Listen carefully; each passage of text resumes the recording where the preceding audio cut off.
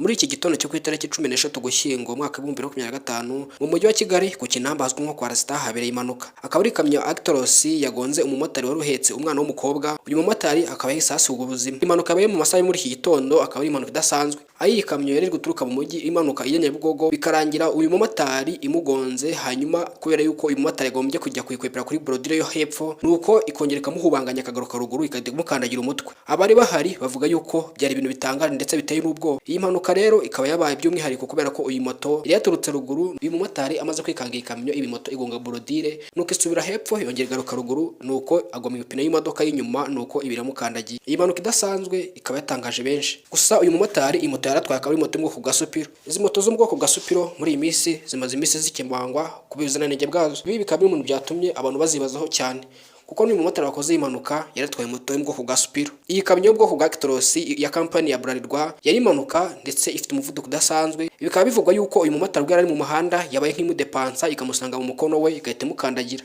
Muri iyi minsi ya none impanuka z'ibinyabiziga cyane cyane moto ziriganje. By'umwihariko hakaba higanje izi moto z'amashanyarazi cyangwa se zikoresha umuriro w'amashanyarazi zitwa Supiro. Izi moto bikaba bivugwa yuko ubuziranenge bwazo bukemangwa. Ahanini nk'abamotari bari bahari ibwi impanuka yabaga bagane na BTN TV bavuze yuko izi moto za Supiro zikemangwa. By'umwihariko bakaba bagiye bavuga yuko izi moto zikoresha amashanyarazi zitagakwiye guhabwa amapine ari horeyo. Bakaba bavuga yuko bakeneye byibura izi moto zigahindurirwa zigashyirwaho amapine yambaye amajante kuko kubera yuko moto z'amashanyarazi ziba zifite umuvuduko udasanzwe ndetse zihuta cyane. Mu minsi ishize nibwo Minisiteri y'Ubucuruzi n'Inganda Minicom yasohoye itangazo bivuga yuko izi moto za Supiro zishobora kuva ku isoko hatagira igikorwa kugira ngo zivugururwe. Uyu munsi wa none rero iyi mpanuka ibaye ikaba iri mu bintu bishobora gushyira kampani ya Supiro Rwanda mu byago byo kuba yahagarikwa burundu, by'umwihariko biturutse ku birego by'abagenzi cyangwa se abagiye bakoresha izi moto muri ibi bihe bishize bitandukanye. Komeza ubane natwe kuri Taifa Rwanda ujye ukurikirana amakuru umunsi ku munsi. Inyuma y'iyi mpanuka rero ikimara kuba ubwo abanyamakuru twahageraga twasanze maze kujyana umurambo cyangwa se wazize iyi mpanuka uyu mumotari mu buruhukiro bw'ibitaro bya Kacyiru. Naho umukobwa we warokotse iyi mpanuka yari aho ruhetswe n'uyu mumotari yahise yerekezwa ku kigo nderabuzima kiri hafi aho. Komeza ukurikirane Taifa Rwanda, ngewe nitwereke Taifa ukana subscribe, wowe mushyashya wowe dusanganwe urw'agaciro.